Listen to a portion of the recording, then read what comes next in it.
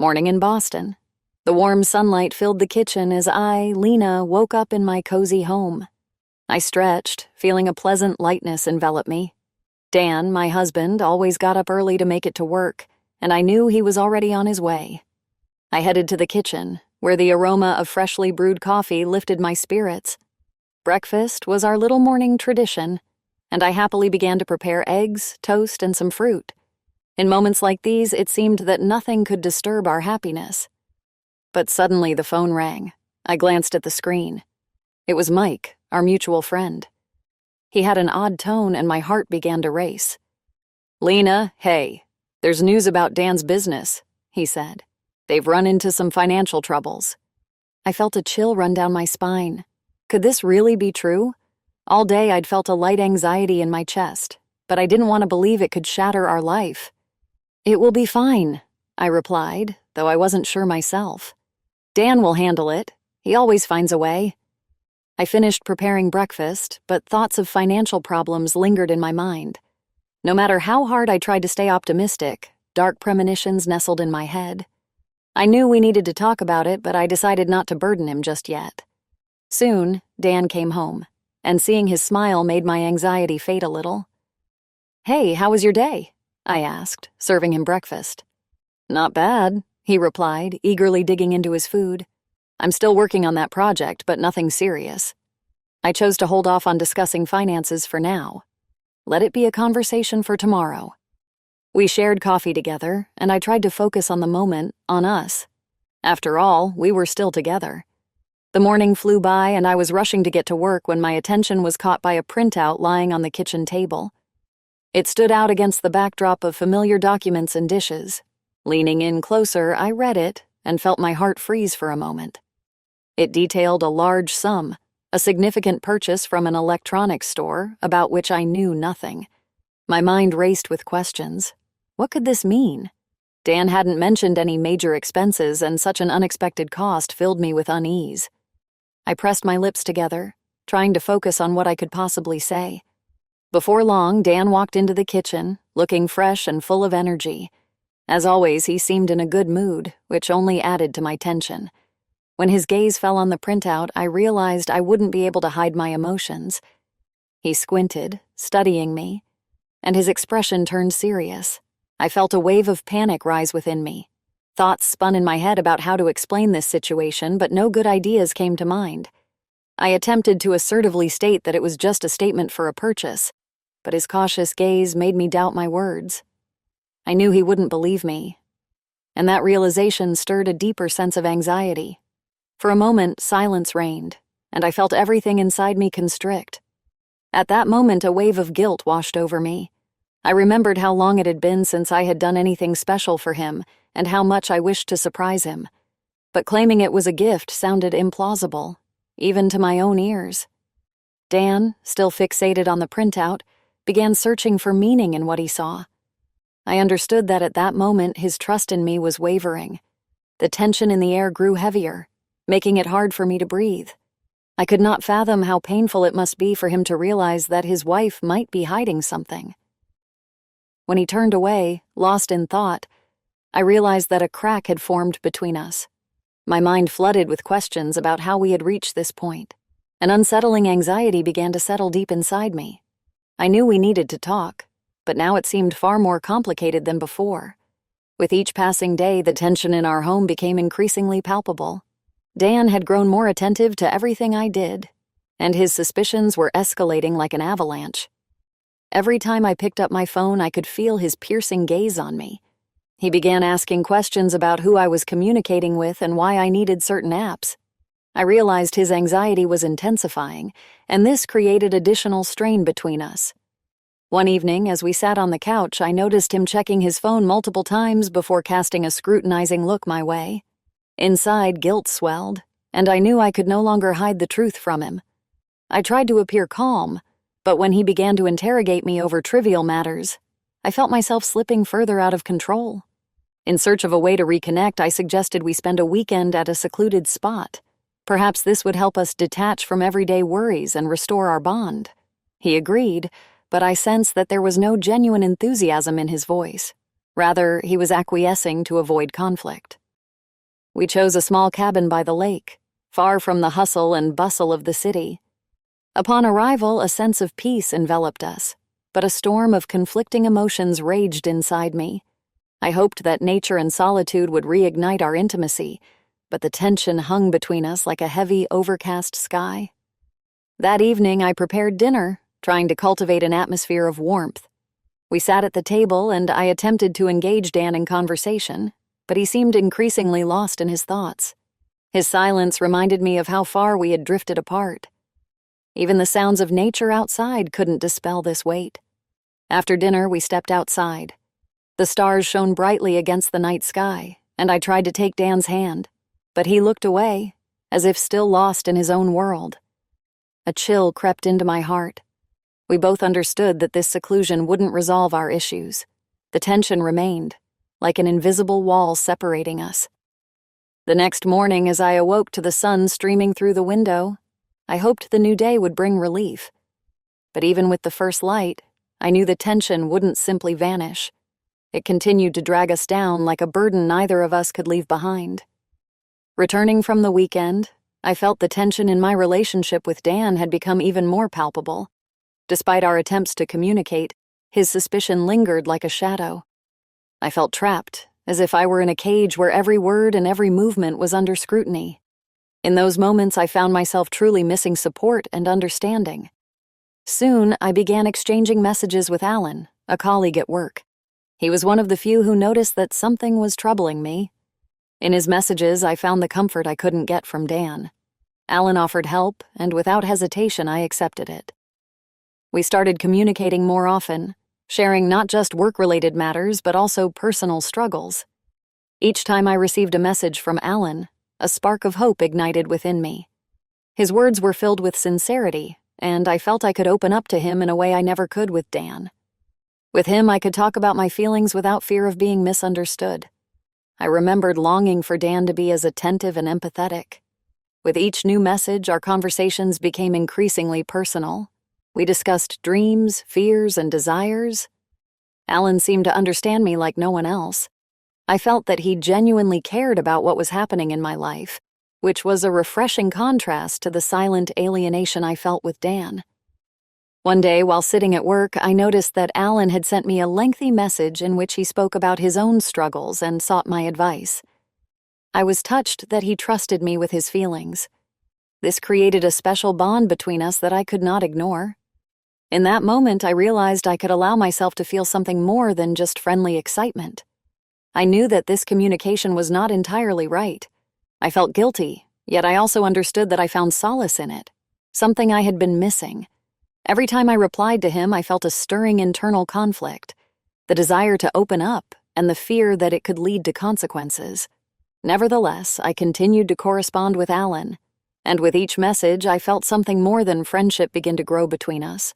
I couldn't ignore it, but at the same time, I had no idea how it would all end.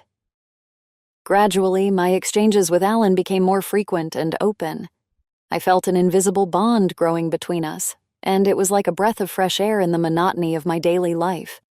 One day, after receiving yet another message from him, I noticed he suggested meeting up. "How about coming over for dinner?" he wrote. "I'd like to chat and get to know you better." My heart raced. The idea of spending an evening with Alan, away from the everyday troubles and misunderstandings with Dan, was a temptation I couldn't resist. I responded positively before I could even think about the consequences. That evening, I chose a simple yet stylish dress, feeling a thrill of excitement. I understood that this was just dinner, but deep down, I knew it was more than a friendly meeting. On my way to his place, thoughts of Dan lingered in my mind, but soon they began to fade, giving way to anticipation. Alan greeted me with a warm smile and invited me inside. His apartment was cozy, filled with the aroma of a home-cooked meal. We sat at the table and I tried to focus on the conversation.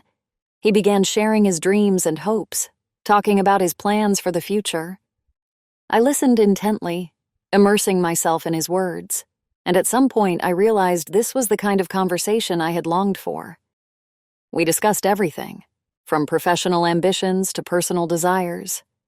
Alan spoke passionately about his goals, and his enthusiasm was infectious.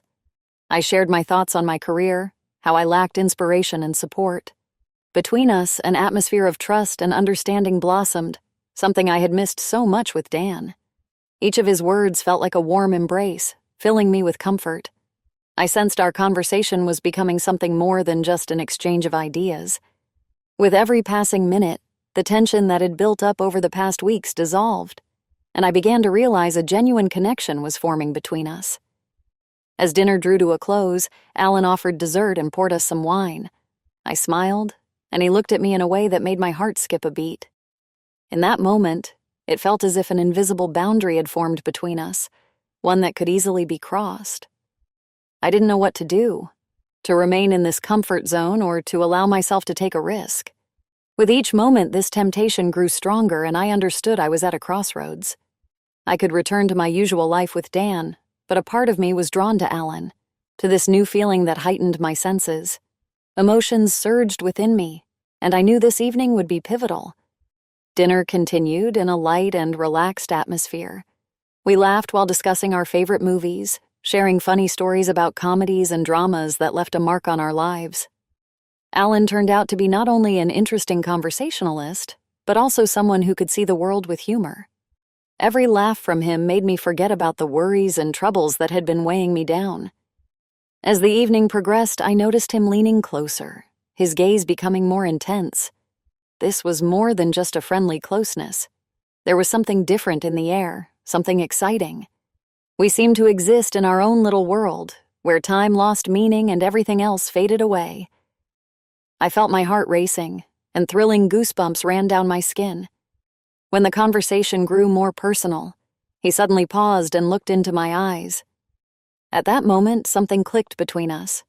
Alan leaned in and kissed me gently, and that kiss was an unexpected revelation, full of tenderness and anticipation. In that moment, as our lips met, everything around us faded. I felt a fire ignite within me that I couldn't ignore. I responded in kind, wrapping my arms around his neck and feeling the tension between us rise. After that exhilarating moment, both of us realizing we couldn't stay put, Alan suggested we sneak into the restaurant's restroom. This decision stirred mixed feelings within me, but the adrenaline and desire to escape the mundane overwhelmed me. We quickly got up and headed to the restroom, where no one could see us. Closing the door behind us, I felt the intensity of emotions swell. We exchanged glances filled with anticipation, and in the next moment we were back in each other's arms. It was a quick and passionate encounter, filled with tenderness and desire that felt so wrong yet exhilarating. At that moment, I forgot about the world outside that restroom, about Dan, about my worries. All that mattered was the two of us, the thrill, and the connection that had formed between us. As I left Alan's apartment, the memory of our kiss lingered vividly in my mind. That kiss had been an unexpected revelation. Full of tenderness and anticipation, it left a sweet excitement in my heart. But as I walked home, the joy of that closeness quickly transformed into anxiety. I realized I was returning to Dan, and that thought filled me with conflicting emotions. On one end of the scale was the happiness of a new feeling, and on the other was the pangs of guilt and fear of the consequences. When I opened the door to our home, silence greeted me. Inside it was dark, with only a little light filtering through the curtains. I knew Dan should have returned by now, and his silence foreshadowed something unpleasant. My heart raced as I made my way to the kitchen, hoping he wouldn't be too persistent with his questions. But soon I realized my hopes were in vain. Dan was sitting at the table, shoes off, casting an evaluating glance my way. He looked tired, but his eyes sparkled with concern.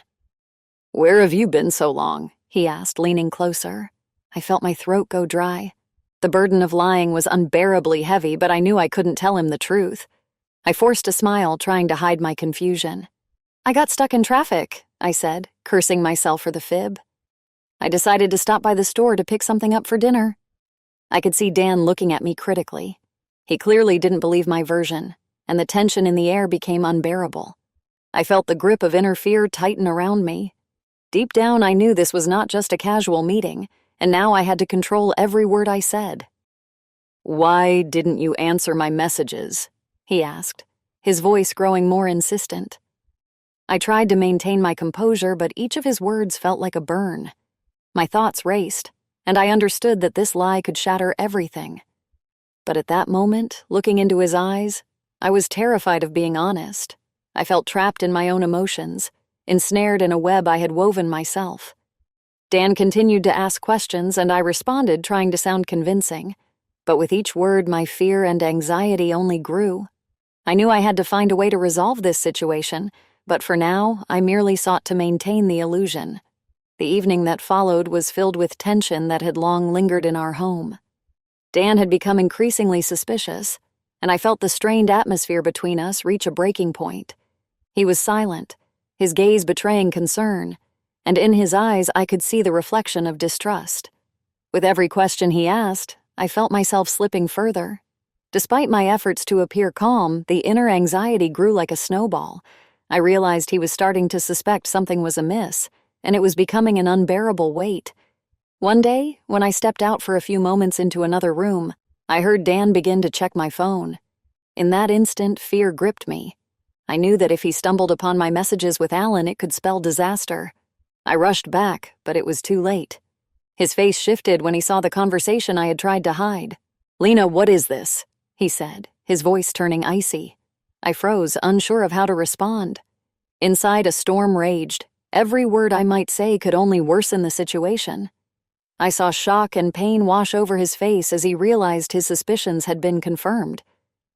"Did you cheat on me?" he asked, and the hurt in his voice made it hard to breathe. It felt as if the world around me was collapsing. I wanted to justify myself, but words eluded me.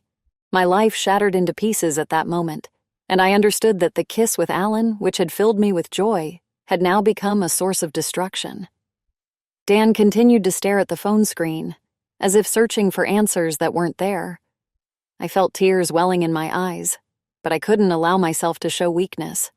At that moment, all I felt was chaos, and I realized I had destroyed not only my dreams but our relationship as well. The silence between us thickened like a heavy storm cloud ready to break. I could only watch him, knowing that everything had changed. My world, which had seemed so stable, suddenly teetered on the edge of ruin. The situation had reached a boiling point. Dan stood before me, my phone in his hand, looking so disappointed that it was unbearable. His eyes, filled with distrust and hurt, pierced through me. I knew that words wouldn't fix what had happened, yet I still attempted to explain. "Dan, it's not what you think," I said, but my words sounded weak and unconvincing. I could hardly believe it myself. He tossed the phone onto the table and, crossing his arms over his chest, glared at me with fury. "How could you? I trusted you." His voice trembled with emotion. "We've been together for so many years and you decide to do this?" Every word he spoke felt like a sharp blade piercing my soul. I felt panic rising within me. I wanted to explain that my connection with Alan was not what he assumed, that it had been a mistake. But I struggled to grasp how I had ended up in this situation. "I didn't want to hurt you," I cried, trying to hold back tears. "Alan was just someone to talk to, someone who supported me when you didn't see what was happening." Dan shook his head, his face displaying utter disbelief. "Supported? Or were you just finding time to flirt? Would you be happy if I behaved like this with another woman?" In that moment, I realized that my justification would not be heard. I could see his heart breaking, and it was unbearable. Every moment we had shared suddenly felt tainted. I couldn't accept that I had destroyed what we had built together. "I made a mistake," I said, but it felt like stumbling over my own words. "I was just looking for understanding." "And you found it with someone else?" His voice had lowered but was still heavy with pain. I understood that this conversation was pointless. He didn't want to listen. He wanted to feel his hurt and betrayal. And at that moment, I realized we had nothing left but hatred and misunderstanding. The conflict that had erupted between us was not just a verbal spat. It had become a reflection of shattered hopes and broken hearts. I stood there paralyzed, knowing I couldn't retrieve what had been lost. That evening became a turning point for us, marking a change, and now the road ahead was filled with uncertainty. Time seemed to stand still as I stood before Dan, watching his expression shift from anger to deep sorrow. Thoughts swirled in my mind, but one idea stood out amidst the chaos. Everything I had built was destroyed. I knew that the conversation about to unfold would change everything. I can't live like this anymore, he said, his voice steady, but I could sense the tremor in his hand. I want a divorce. Those words pierced through me like a sharp knife. Inside, I felt a pang, and I couldn't believe this was actually happening. Dan had always been my anchor, the person I dreamed of a future with. Now his decision meant that everything I knew and loved was on the verge of disappearing. Please don't say that, I breathed, struggling to hold back tears. We can fix this. Let's talk. Let's find a way out. But he shook his head, and I could see the pain accumulating within him. This pain reflected not only his betrayal, but also my own. I realized my actions had led to irreversible consequences, and that realization weighed heavily on me. I don't know if I can ever trust you again, he said, his voice quiet and filled with despair. This isn't just a mistake, Lena. It's betrayal. I felt something important within me shatter. I wanted to explain, to say that it had been a moment of weakness, but the words caught in my throat. In that moment, I understood that any attempt to justify myself would only worsen the situation. I didn't want to betray you, I said, but I felt ashamed of every word. Just what? He interrupted, his eyes searching for an answer I didn't have. Were you looking for understanding from someone else? That's unacceptable. My internal world was collapsing, and with every word he spoke, I felt less hope remaining in my heart. I knew I couldn't change his mind. Now I had to face the consequences of my actions. Dan stood up, and I watched him gather his things as if preparing for something irreversible. I remained rooted to the spot, realizing that this moment had become the final point in our journey together. Thoughts of how we had reached this point filled my mind, and I understood that my choices had led me to a place from which I could no longer return. After Dan left, the silence in the house felt deafening. I stood still, unable to believe it was all over. The atmosphere around me was one of emptiness, and every object reminded me of what was and what no longer existed. A wave of emotions washed over me, from bitterness and pain to regret. I knew I had to face the truth. I had destroyed my own life. Sitting on the couch, I sank into reflection. I understood that my choices had led to this moment, and now I had to start over. But what would that mean? I couldn't afford to remain in this situation without a clear plan. I needed to focus on myself, my goals, and my desires. Everything I had done recently had become secondary. I had become engulfed in a relationship that had caused me to lose sight of who I was. I decided it was time to reclaim control over my life. Grabbing a notebook, I began jotting down thoughts about what I wanted to achieve. My career, which had once been so important to me, was once again becoming the focal point of my thoughts. I started dreaming about projects I hadn't been able to consider before, immersing myself in them completely. I wanted to bring my ideas to life, which had long remained in the shadows. Perhaps this was my chance to rediscover myself. I recalled my passions, the things I had enjoyed doing before I became lost in the relationship. Each new project I wrote down brought me hope. I understood that this would be a long journey, but I was ready for change. I wanted not only to regain my career, but also to rediscover the joy of life. That evening, I finally felt that all was not lost. I took a step toward reclaiming myself. It was only the first step, but it marked the beginning of a new path. I knew there would be challenges ahead, but I was determined not to let them break me. There was much work to be done, but I was ready to take on that responsibility. I belonged to myself once again. Several weeks had passed since the breakup, and I felt it was time for a change. Packing my belongings into boxes was not only a physical process, but also a symbolic step toward a new beginning. I was moving into a new apartment, and the thought filled me with both excitement and fear.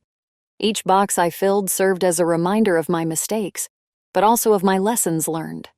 I tried not to dwell on the past, instead focusing on what awaited me ahead. I realized this was a chance not just to change my living space, but to redefine myself. When I first stepped into my new apartment, I was overwhelmed by a sense of freedom.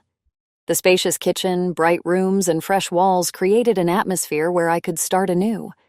I took a deep breath, feeling as if I were inhaling new life, which invigorated me. I decided to decorate my new space in a way that reflected who I was. I chose bright colors and cozy details, doing everything possible to create an environment where I would feel comfortable. Each element of the decor became a step toward self-expression and a new beginning. With each passing day, I became increasingly aware that I had the chance to become better. I accepted my mistakes and understood they did not define me. Instead, they became a part of my journey, leading me to this moment. I could build a new, more authentic life, full of opportunities and discoveries. As I returned to my passions and activities, I felt life filling with meaning again. I began to reconnect with friends who supported me, rediscovering the joy of companionship. I realized I had the opportunity to rebuild my life and find happiness within it. This was only the beginning, but I was determined to move forward. I knew a long road lay ahead, but at that moment I felt strong and ready for change. The new apartment became a symbol of hope and possibility for me, and I was prepared to embrace everything life had to offer.